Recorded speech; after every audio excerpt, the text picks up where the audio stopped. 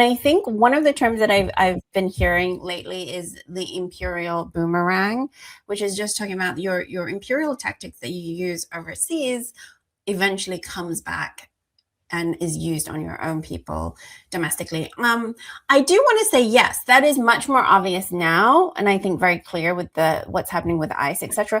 But I do want to just emphasize that it's never really. It has been in the U.S.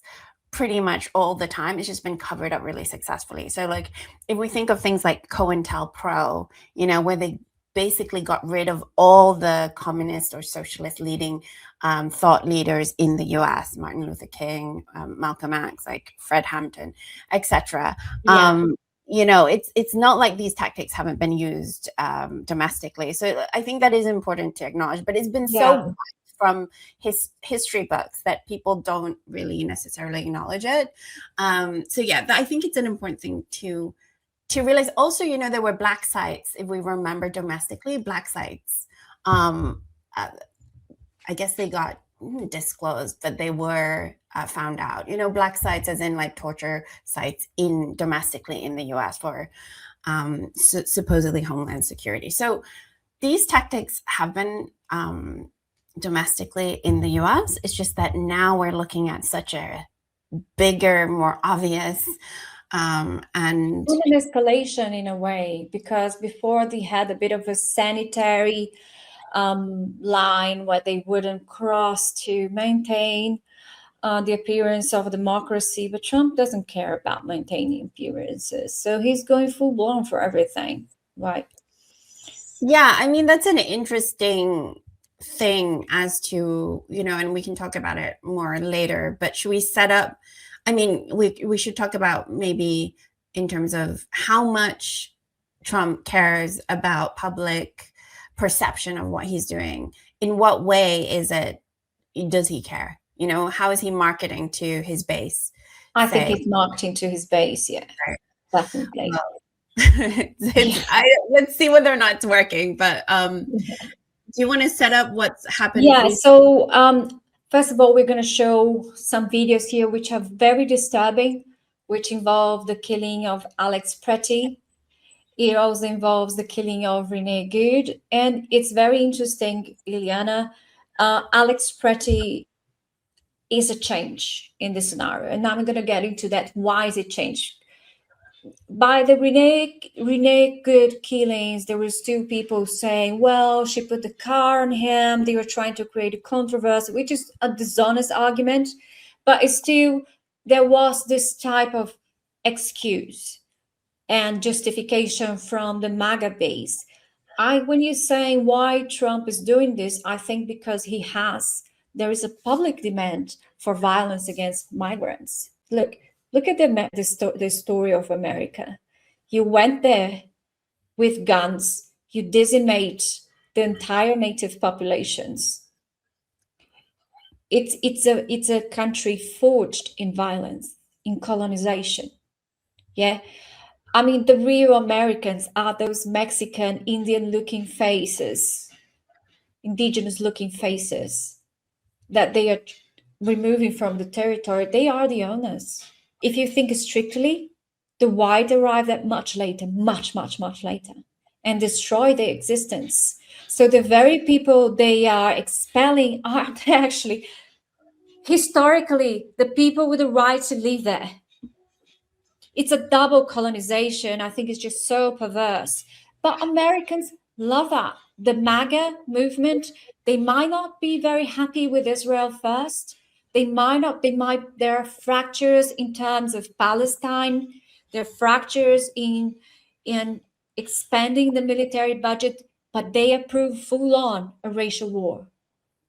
I haven't seen any of them complaining. On the other hand, I have here a video of Megyn Kelly. Look how she justifies the killing of Renee Good. Let me try to find this here. But basically, you would expect that people would say, okay, this is too much. We don't need to go killing people. But no, she is actually saying, well, let me break down for you the video And let me tell you exactly what happened. Megyn Kelly is a huge influencer for MAGA. She's against Trump, and she's been critical of Trump in many, many issues, but not in that one. In that one, she's very, very happy to say, to justify and say, look, really good. She selects some images that could be ambivalent and say this video is fully supportive of the police. I'll try to find this video here later on. It's really shocking, to be honest with you. Yeah, okay, so we'll find that video. But I think the thing that is interesting, interesting, but essentially, is that Renee Good, I think she was, it seemed like she was part of the LGBT community, and she was white. So that at least sort of, you know what I mean? That at least is it kind of lays bare a little bit more of the weird justifications that they're using to gun down people. Like and like you're saying, Alex Petrie again is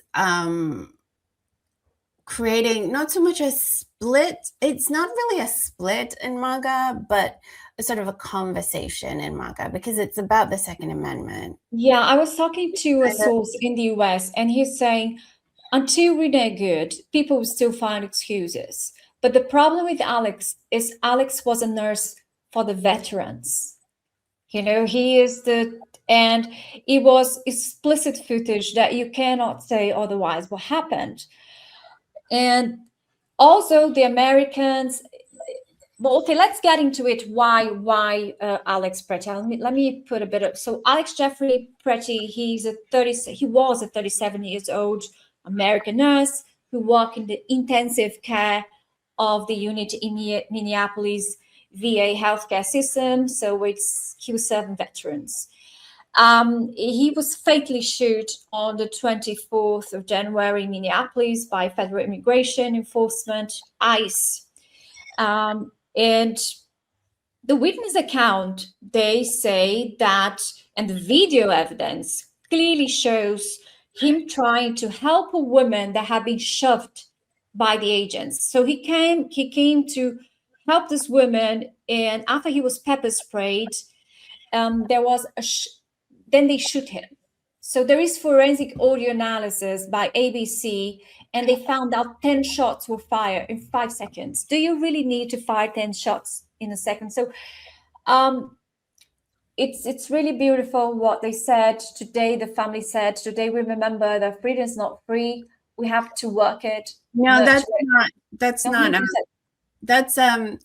so that is actually part of a speech that Alex Pretty said in a video. Yeah, you're right. Yeah. Sorry. Yeah. So, I think, but you're right. Like the way that they gunned him down essentially, and then so the difference between this and Renee Good, they still try to use a self-defense thing. That's their major playbook. They were trying to say that he either was armed or he had a concealed carry permit, which is illegal in that state. It's legal in the US in that state. So even if he was armed, it wasn't necessarily like he was he wasn't armed, Ileana. Look, we have here no footage. Yeah, I'm sorry, Sarah. He wasn't holding a gun, but he could possibly have had a gun on his person because he had a concealed carry permit, which is legal under the Second Amendment. Yes. So he wasn't brandishing a gun. No, he had, apparently he had the gun with him. The gun was in the car. Yeah. And Donald Trump so they are using the fact that he had a gun license to say that he was carrying a gun, but he wasn't. It's pretty clear he had a cell phone. It doesn't matter, because the fact of the matter is it's legal. And this is where the supposed split in MAGA is happening, because the right has said from the beginning, we have the Second Amendment, which means the right to carry arms. They have legal permits to carry arms. You cannot just shoot somebody because they have a legal permit to carry an arm. right? And Exactly. So this the is MAGA where people are like, well, I have the right to carry a gun. Does that mean the ICE is going to shoot me? What yeah, about my freedom of carrying a gun, to go into a baker shop carrying a gun? It's crazy to be in a country where you go to a pharmacy and there might be people carrying guns. And yeah. you're driving a car and you are afraid to say anything because it could turn out fatal shooting. Actually, I think it's how does that reconcile with the right to live? Well, no, because that's the problem with, I think, the way that the US talks about human rights. They always prioritize one human right at a time Yeah, over everything else. So if exactly. they prioritize freedom of speech, it will be freedom of speech despite anything, like despite Exactly. like over the right to have shelter, the right to have food, the right to have, so etc. So it's just like this very, Depending who is claiming that right. If it's Donald Trump claiming this right, the right to carry a gun is absolute. If it's Donald Trump talking and the libertarian talking, is the freedom of speech, of aggression, of racial diminishing people, it's bigger than anything else. Spreading lies becomes freedom of speech, which shouldn't be part of it. Freedom of speech is about opinion, not about facts that you can prove otherwise. So as you say, here is so clear, it's undisputed that what he's holding is not a gun, is a cell phone. And using his right to carry a gun to say that he could be shot, it's a problem for MAGA, as you say. What yeah, about my right to carry a gun? Am I going to be shot by a police officer because I'm carrying a gun? yeah. And So I'm going to show you guys the video. This is a very disturbing video, Ileana. The video of what actually happened. It's disheartening. But yeah, carry on. You want to say something? yeah, and I wanted to just position this speech that you were about to read out by Alex Pretty, Yeah. because it shows us. Okay, so let's read it and then we'll just Yeah. talk. So he says today, and this was a video of him obviously prior to his death, but today we remember that freedom is not free. We have to work at it, nurture it, protect it, and even sacrifice for it. We may never forget and always remember our brothers and sisters who have served so that we may enjoy the gift of freedom. Like, remember, he's a nurse in the Veteran Affairs Hospital, right? He is dealing with these military personnel that come back often with PTSD, injuries, emotional problems, etc. And he still believes this absolutely delusional US imperialist line. He is seeing the effects of war in his job daily, and also just bearing in mind that the suicide rates for veterans are so high. They're higher than the And average homicides, they are very often involved in homicides as well. but their suicide rates exceeded the amount of casualties in the Afghan and Wow. Iraq war. Wow. Can you imagine? So, like, No. that idea itself, that we enjoy the gift of freedom. He is a completely brainwashed individual, Yeah. and yet, he could see that what ICE is doing is wrong, and also that they gunned him down, like, with no regard to the imperialist project that they're essentially building, right, or have been building. So this is kind of like we've been talking about, this decline of the US empire and the contradictions that are arising, because it's really exhausted its abilities, I think, at this point. And that's why Yeah. we're seeing this type of chaos. Yeah, exactly. You touch a very sensitive point. Probably people won't see this being talked anywhere else because it demands a lot of courage to say Alex is a victim. It's a victim. There is no discussion about that. But as you say, they're singing war as not only war, but imperialistic control as a form of guarantee internal freedom in America. So when you say actually he had a lot of he coincided with a lot of the American ideology, but it's interesting to say that in the case of ICE, he didn't side with ICE. In this case, his moral ground is this is wrong. I don't want a racial war, and yeah, and I think he was very courageous. Yeah, I And mean, yeah, clearly. Very But courageous. I don't know. Have you had anyone holding a gun to you? I have had one person holding a gun to me, a semi-automatic, in Brazil, and I have had Egyptian authority holding guns on us. You freeze. You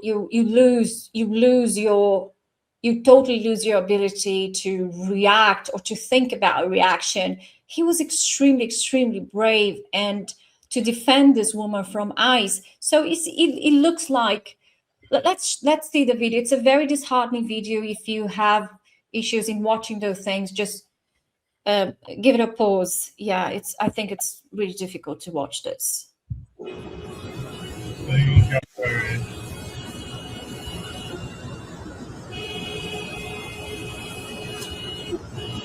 Yeah, unroll your windows. There's fans. He clearly has a Go cell around. phone in his hand, and his other hand is free. Fuck off! Pieces of shit. We have another video this shows clearly that he had a cell phone in one hand and nothing in the other hand. So if he had a gun license, they must have known this after the fact. I don't think there was no gun here. it's nothing to do with self-defense. It's just completely fabricated by whoever's trying to. Completely fabricated. And here we have the video of his shooting. It's really difficult to watch. They're doing too much, man, and they keep pushing people, you know?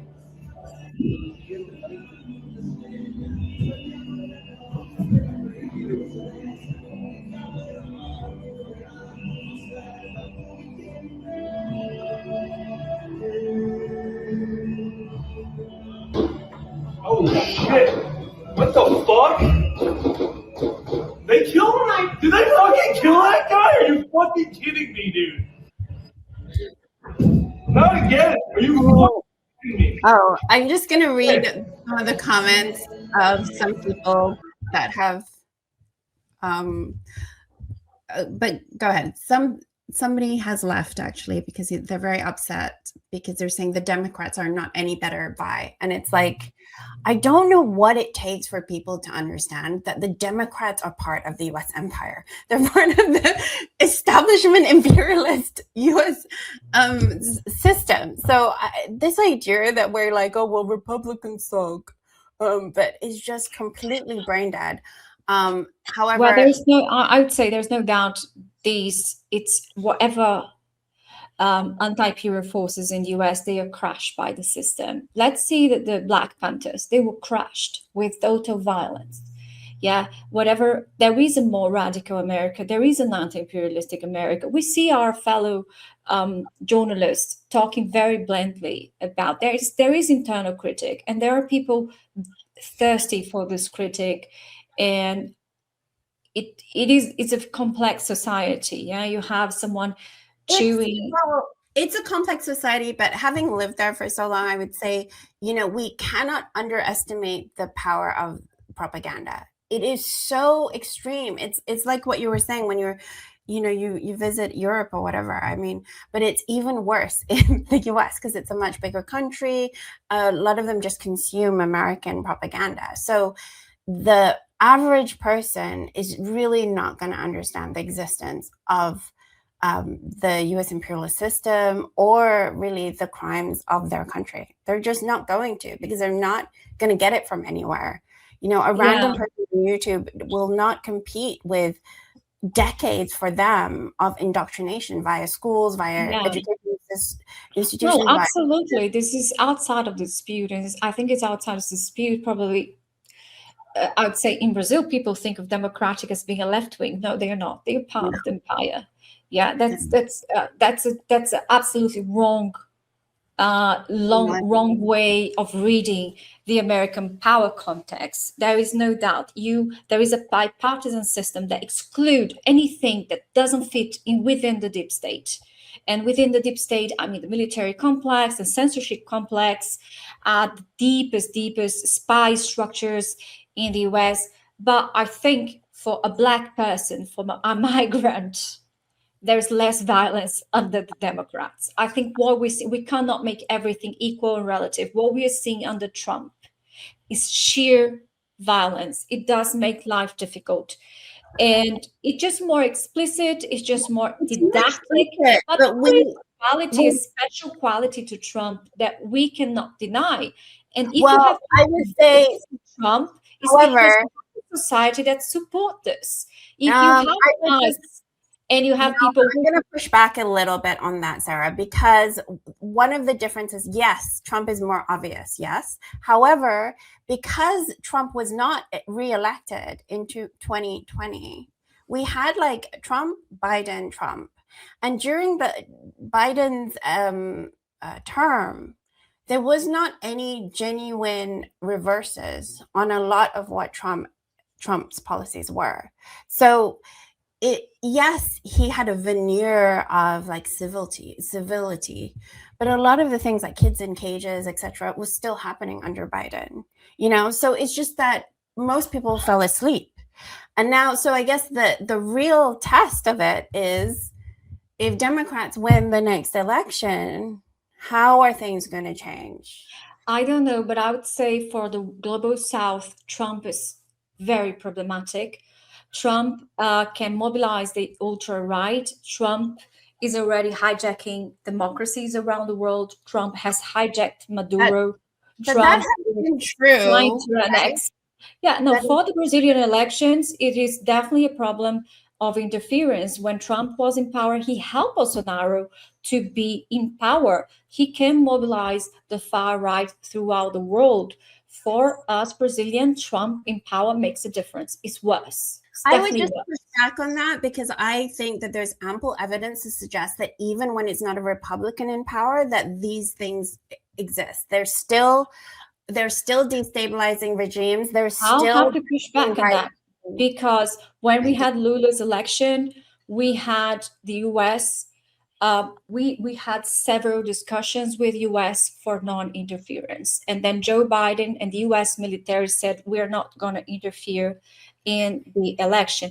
I have no doubt that Democrats are warmongers, they intervene in other countries, but Trump belongs to the far right fascism. Fascism is something very, very special. There's always been U.S. fascism internationally. It's just that it's more obvious domestically under Trump. But in terms of the way that U.S. empire attempts to exert its hegemony of the world, it's always been a dictatorial way.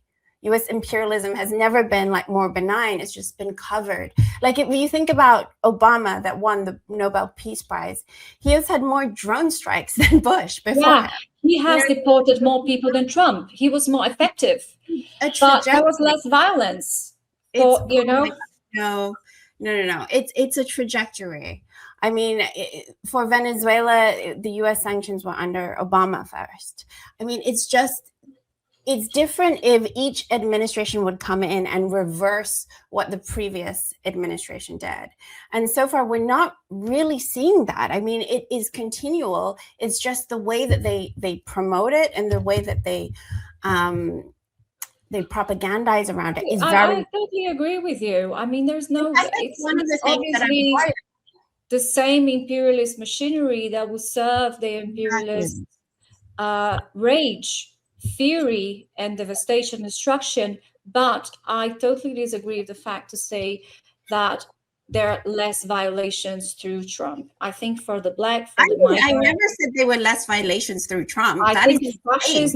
And Trump has an incredible ability to mobilize the far right throughout the world. Trump was imposing tariffs in Brazil and say if Bolsonaro is not released, I am not saying on with the tariffs because he was here. He was being fed. In any way that Trump is not doing these things, by the way. I am not saying that at all. I am simply. There is a matter of degree, and I think it's Trump has less barriers, moral barriers. It's not only a veneer, it's less barriers, and he doesn't believe in democracy at all. He doesn't believe in human rights at all. He doesn't believe in any of the others. at U.S. all. imperialism does not believe in human rights. Are you crazy? No, come on. You know No, that. internally, they want to make some I'm areas not of disagreeing with you that Trump is more overt in his imperialism. not only overt, more intense. There is a Perhaps. special quality of that. Maybe we'll see, but I think one of I'm the already seeing it. No, one of the biggest dangers is if the Democrats win next time, how much are they going to cover what they're doing? This is my entire point, is that, you know, throughout, it doesn't matter which administration is in power. It's like you're saying, the deep state remains the same. The warmongering remains the same. The tactics may change somewhat. The level of casualties around the global South are, you know, they have acted with impunity. What you're saying is the worse the better, in the sense that maybe Trump is speeding up the fall of the empire by making it so intense, by making it so boundless. That could be true. When you go saying, I want Greenland because I want Greenland, because Greenland belongs to me, because after the war, Greenland belonged to America. We saved you from the Nazis, Denmark. Now give me Greenland back. So yes, you know, this type of people you invite for a party, and they come with a half of a bottle of wine open in their mouth and say, this is your present. So Trump is savage.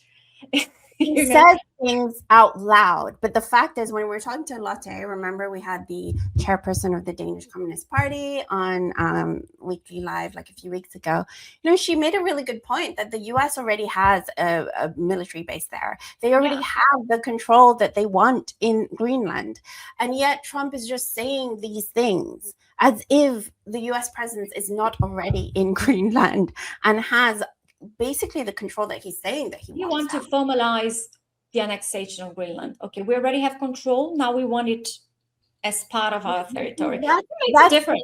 It does make a difference. You see, the Europeans, they didn't like that. I know. But I mean, in terms of a geopolitical analysis, what we're seeing is like Trump somewhat alienating his allies, right? And like we said, it's a lot of political theater. It's not really tangibly, are they going to actually make the moves to be independent? I mean, we hope so, but I don't know. I think he's unpredictable. I think he depends what, because Trump is not really very ideological. I think the people around him are. Marco Rubio is the ultimate gusano that you could possibly think of. You know, and I think they feed Trump information, and Trump, like, they feed him obviously wrong information about Iran, because he thought he would come and devastate Iran. It didn't work out. You know, Brazil, the same thing. They were feeding him information about Brazil and how easy it would be to topple Lula, and how easy it would be. It didn't work out, you know, so he had to push back. So I think Trump bluffs, and if he gets good, if he not, he push back. You know, I think it's a bluffing. That's how he probably make his empire, by expropriating other people's abilities and by bluffing. And if the bluff work, he would take it for him. If it doesn't work, he will see it again, reframe the strategy, and when he's wrong, he doubles down. Yeah, I mean, he doesn't have a very cohesive strategy. He basically says whatever he wants to say, and it makes it much more obvious for the rest of us to see U.S. imperialism at play, because, you know, I did also have this conversation with Radhika Desai recently, where she was talking about how much of, and her stance is actually pretty controversial, but like the idea is like, how much is, you know, Trump overstates almost everything, but how much is US's tangible actual power right now reaching the level of his rhetoric? And it doesn't seem like it's there. It's not equal, obviously, because Trump's such an exaggerator. So he makes it much more obvious for us to see what the U.S. empire really is about, right? Which is trying. But then there is a something that is inherent to power. It always has to project to be bigger than it is. This is one of the core elements of power. If you enter into a church, it is just And when they're really, really powerful, they tend to be a bit quiet about it. So the power always want to disguise how much reality is behind it. Yeah. And plays with the symbolic elements of power. It's part of the game. So Trump knows very well that he said, no matter how bad the negotiation is, you need to say it was a success. He plays with that. He's a showman, you know. One of our comments, Cal Skybreaker says, Trump just says the quiet part out loud. He is not the traditional politician. He doesn't measure his words like most people who follow politics are used to. Yeah, and that makes him very popular, I think, among Americans. Yes, and he is a grifter and a con man. Yes, I agree. I mean, he's like mainly a showman, is what he is, a very performative person. But yes, I think like what we demonstrated in our argument just there is what I think is kind of happening right now in the US. There's sort of like the people that are anti-Trump, and there are some people that are actually tangibly trying to fight against ICE in terms of like in Minnesota last week, there was the general strike that happened, and this Minneapolis really, and today too, they're doing another one. There was a sort of a suggestion of that people like us who are outside of the US, if you wanted to support that action, to just not buy anything that's American, which I agree with. Like, absolutely, I'm not buying anything American. Look at what last week's protest. Ileana, these are freezing temperatures. I think the Rio feels minus 10 degrees. Look at that. This is Minneapolis after the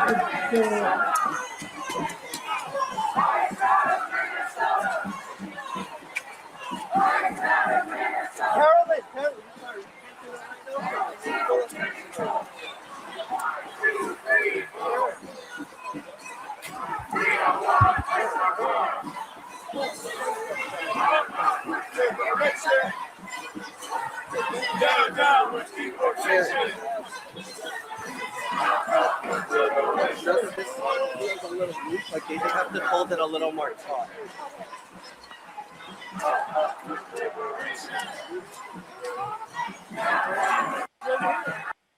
Ileana, I have a question for you there.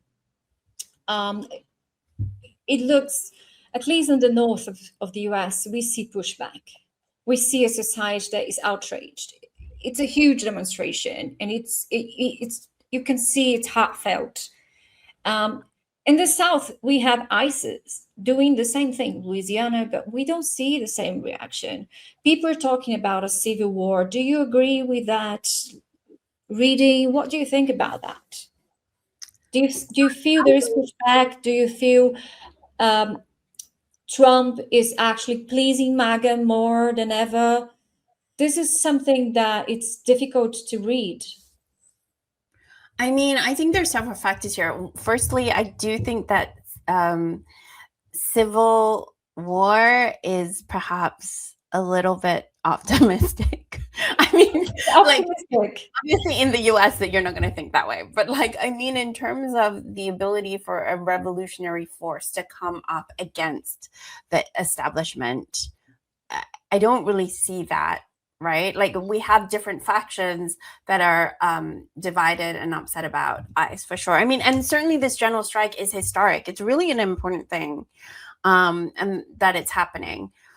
So we hope that it will grow. But in terms of like a civil war where there's an organized movement that will, that has a coherent core principle and understood, way to disrupt the government, I don't see it. Do you see it anywhere? I'm not really seeing that. I mean, part of the issue is just like our conversation that we were just having, was that a lot of these people on the street are going to be, of course, against ICE because of what has happened, the deaths.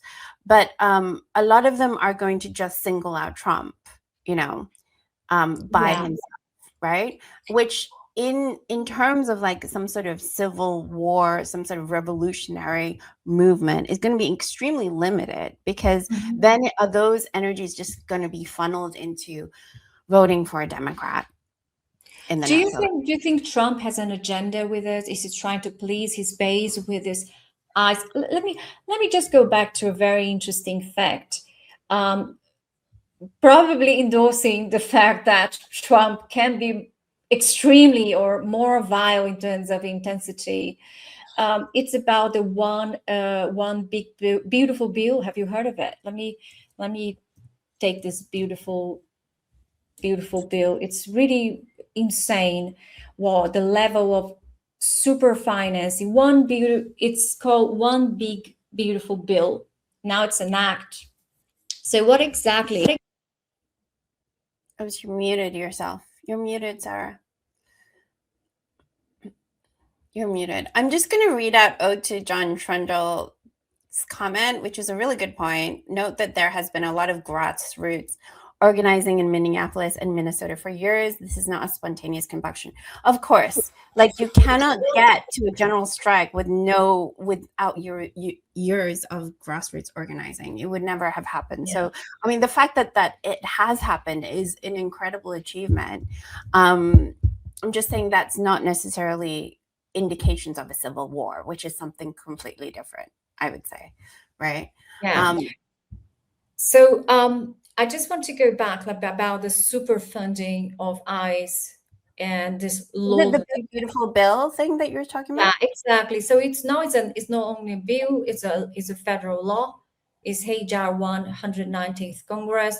It was passed through this law, the budget reconciliation. So that means it has contained this time around a extraordinary increase in resources for the immigration enforcement apparatus, which is DHS, including ISIS. And we are talking about 170 billion injected into immigration enforcement systems.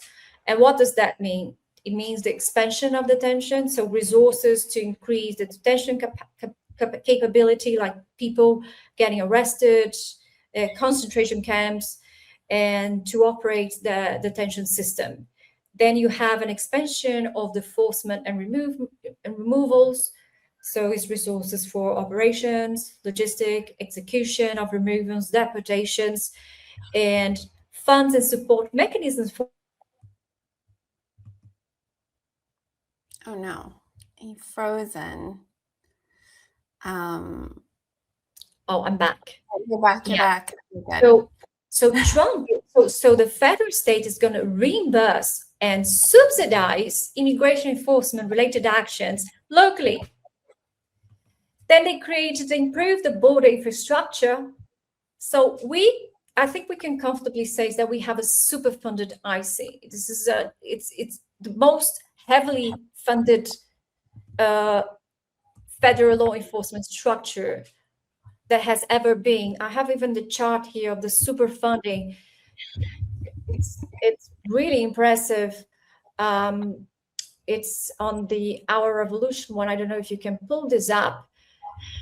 But we have here a extremely well-funded ICE, as you never had before.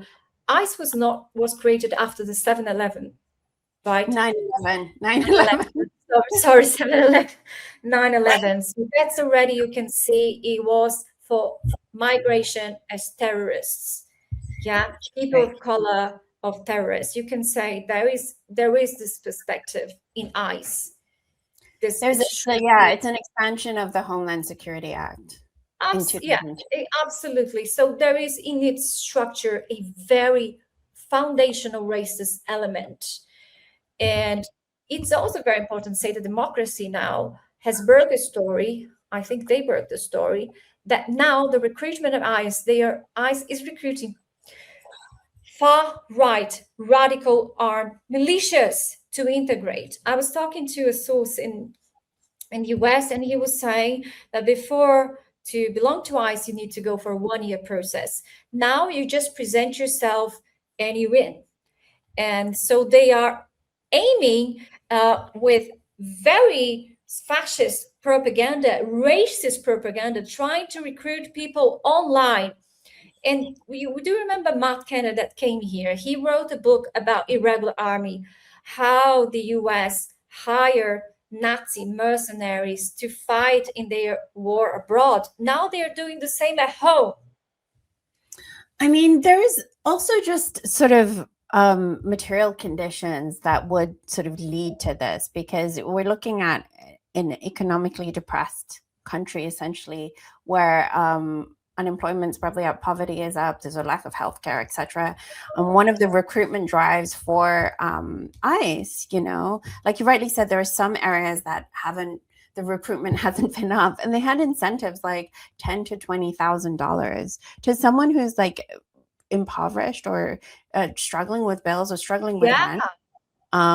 Yeah. You know, that is Absolutely. a significant amount of money. And also they were going to pay off student loans, which, remember, there was like a huge thing in like the previous electoral campaigns about like student loans and why they can't be paid off. So there's like huge incentives to recruiting for to joining ICE, to they're really funding it. And so I think, to your point, like almost with everything to do with Trump, it's like, what is his strategy versus the result of it? There's one element that's always like, yes, he does pander to his base. But one of the analysis for why he lost 2020 was that he had somehow maybe lost touch with a lot of his base, which was initially working class people. But instead, and truly, because he wasn't really for the working class people, it was more like a marketing thing for him.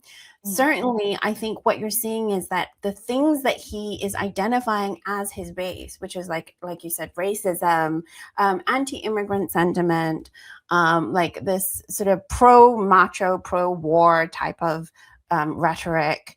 I think he's doubling down on the things that he perceives are his base. And anti-immigration sentiment is obviously one of them. So ICE sort of makes sense. But when you start, like, there are consequences to your actions. And essentially, once they've started the ball on this, the recruitment drive being what it is, and then when you've recruited this many people, there's incentives according to like whether or not, how many arrests you have, how many, you know, there's going to be certain things within that structure that make it more and more violent, more and more aggressive. Yeah, so, you say you're preying on people's desperation, lack of food on the table. Of course, people who are going to join ISIS are people who probably are being long time. Probably Latinos will be an army of Latinos persecuting Latinos, an arm of Asians persecuting Asians. And look, look at this graph. Look the jump of the initial fund through the one big, beautiful bill. I think that it's also very perverse, this title, big, beautiful bill. And Ileana, this money could have gone to health. This money could have gone to education. It could have gone to social rights when you're unemployed. It could have gone an investment. Look, where did it go? For a racial war. For a racial war. I have no other name about this ICE intervention there, blended. And I have another question for you. I think we know the elections, the midterms elections are coming up in the US, and we have the whole house, lower house. What is the name in I forgot the name in English, in America, the Congress. The whole Congress is going to be changed. So really, you have some toss-ups, very important toss-ups, and a lot could change, right? You have, it's November 3rd, so House of Representatives, that was the name I was trying. You have around 430 seats that will be completely voted again. Senate, I think you have 35 seats. And then you have, in addition, many state elections like governors, state legislatures, and with the primaries varying from state to state. So the polling are showing a Democratic advantage between 4 and 6 points. So it looks like a competitive environment, it looks like.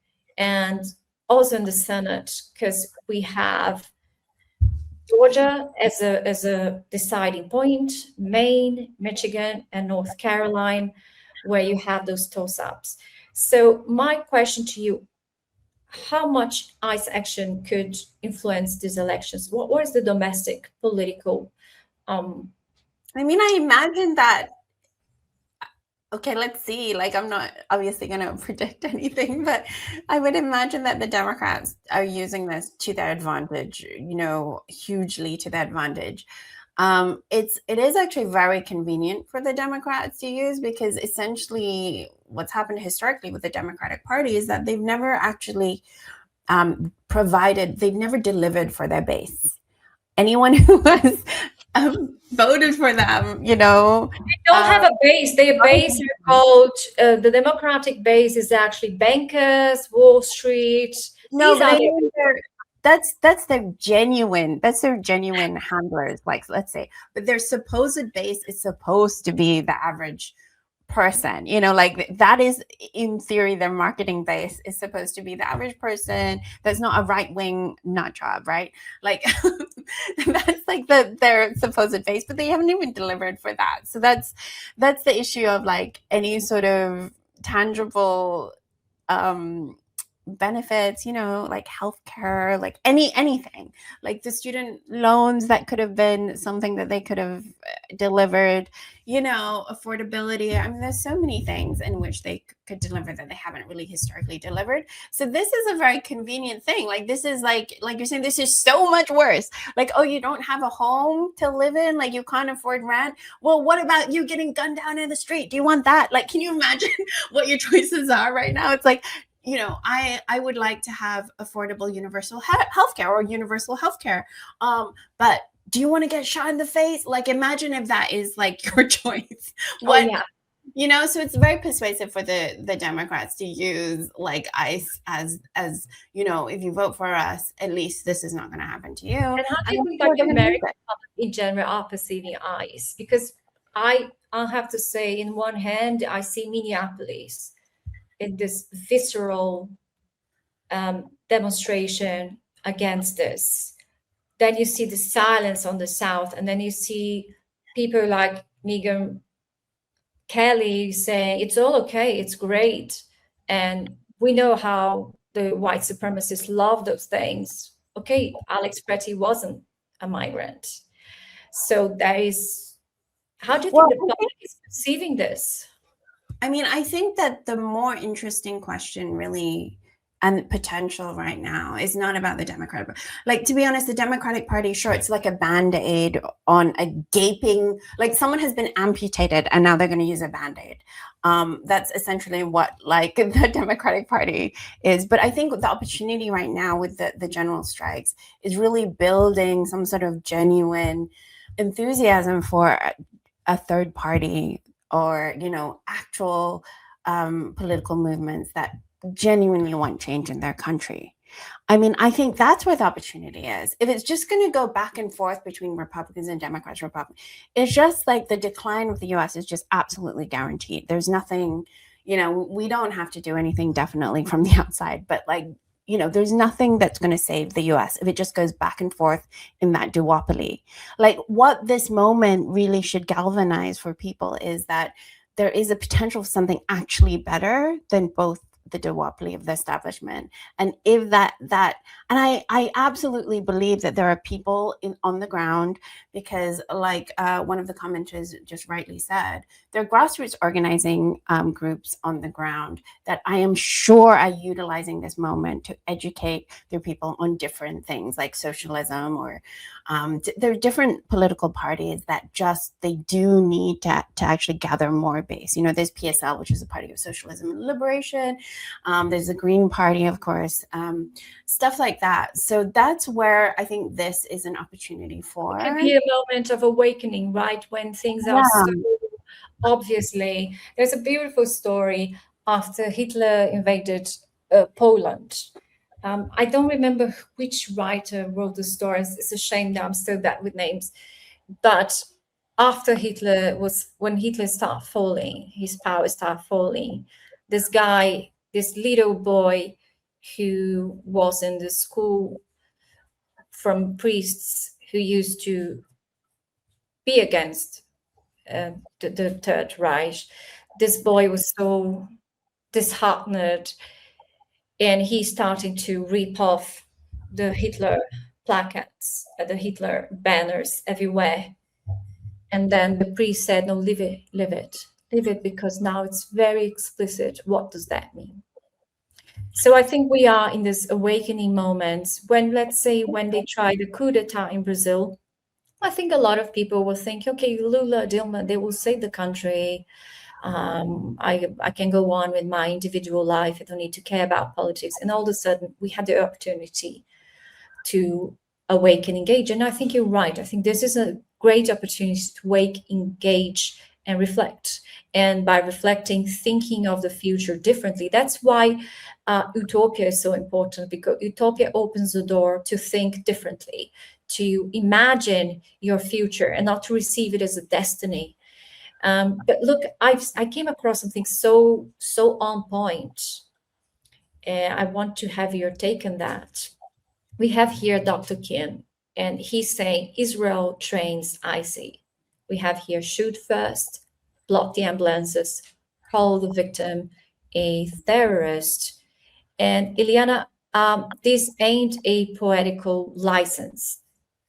This is not, it is a fact, a very well documented fact. We know Israel is sports technology, spy technology worldwide. We know Israel has a concentration camp called the occupied territories of Palestine, where they have never signed up to any anti-chemical weapon agreement. So they use all the available torture and mass murder weapons on the 21st century technology freely on Palestinians. We have been following this. And we have here, on the one hand, we have the IC is IDF, they are cooperating in America. We have this exclusive. ICE reactivated its $2 million contract with Israeli spyware Paragon following its acquisition by US capital. We see here a very close link between US, as usual, but now importing this violence home. But it's not only that. We do have exchanges, seminars. They are often mediated by civil society associations, and I'm going to get into that, why I'm saying this, in which official and leaders, including profiles linked to immigration and homeland security, receive briefings, exchange praxis with Israeli bodies. And we know that Metropolitan Police, the UK Metropolitan Police, also does that, but they do that covertly. So there are plenty of exchange and training programs with Israel, with participation of US authorities, including ICE and DHS, as well the Metropolitan Police. And we have one example here, is the National Counterterrorism Seminar that they do. It's organized by the Anti-Defamation League and takes all senior security and law enforcement officials from the US, from the UK, for technical visits, sessions with Israeli agencies, education, and that's what they do. It's the US delegations, they participate very often in that. I'll show you a few examples. The Guardian have reported as well about ADL criticizing themselves and saying, well, with the presence of ICE in Israel, they have become far more lethal. We are not so sure we want to participate. It was related, it was a leaked report, internal report, where they debated the possibility, but it carry on, about George Floyd. And I don't know if you remember the Brazilian Jean Jimenez, who was shot in Southwark. I don't know, it's Southwark or Vauxhall in the UK. He was shot by the MI6. They claim he was a terrorist. He was not. He was only an illegal migrant, an electrician going to work. By the way, the UK won the process in the international courts. They were trained by Israel in an operation. It's like what we started this section with this is the imperial boomerang, the tactics that we've been using around the world, overseas. We're now using them domestically. It's another example of how it works. Before we were just talking about it sort of abstractly, and you've concretely shown really how this sort of thing actually works. Like there's an actual way in which they do share tactics, share training, and now they're using it against our own citizens. Yeah, and to treat citizens as terrorism. Mm-hmm. Anyone who has rights is a terrorist. Terrorist abroad, not terrorist at home. You don't need to do anything. You don't need to exist to be a terrorist. ADL leadership seminar in Israel, resilience. I hate this word, resilience and counter-terrorist. This is such a corporate language to say, accept anything, be subject to any abuse, be resilient. If people abuses you, be resilient. And counter-terrorism this is very telling. And they're using the term terrorist to talk about any sort of challenge to their power at the moment. Yeah. This is showing.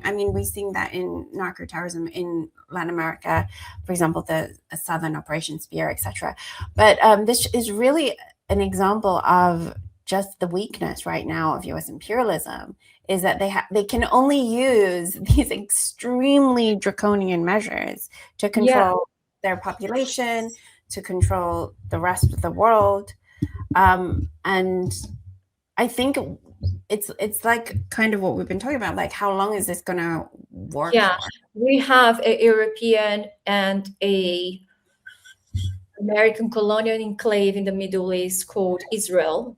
I don't think you can call it a nation. It's a colonial enclave, but it's also Frankenstein. So they can unrestrained use the huge levels of violence that they might be restraining themselves at home. It's a laboratory for the world. That's why it is so crucial to denounce that. We have a laboratory of violence and torture and denigration and undignifying. I think the thing is they didn't need to use it before, right? And now as material conditions deteriorate further, people are sort of slowly waking up to the fact that their countries are not, in fact, the most amazing countries in the world. It takes a Trump to bring everything home. Apparently. Even while I was there, when I was living there, watching the decline of the country while I was living there was just very palpable. And the amount of delusion and the excuses that people would make for their politicians all the time, I think is just now run its course. Like, what excuse could you possibly have? I think empires, they take so long. They are definitely on decline, but it takes so long for them to really fall. The Roman Empire, it took them. Yes, took 1,000 years to fall.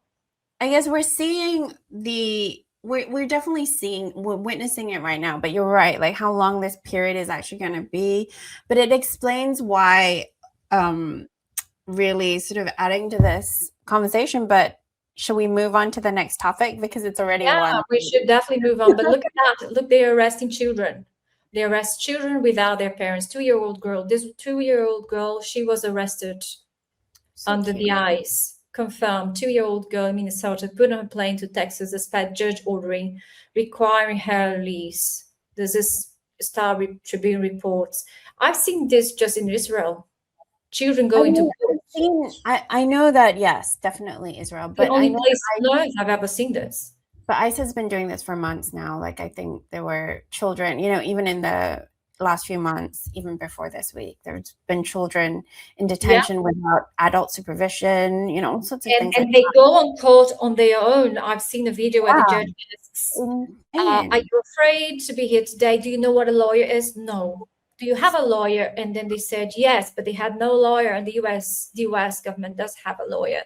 And these children, the first violation of their rights is because they are separating families. If your child was born in the US and the parents are migrants, you can't split the family. It's a fundamental human right, the right to family. No, you can't split family. It's called family reconciliation.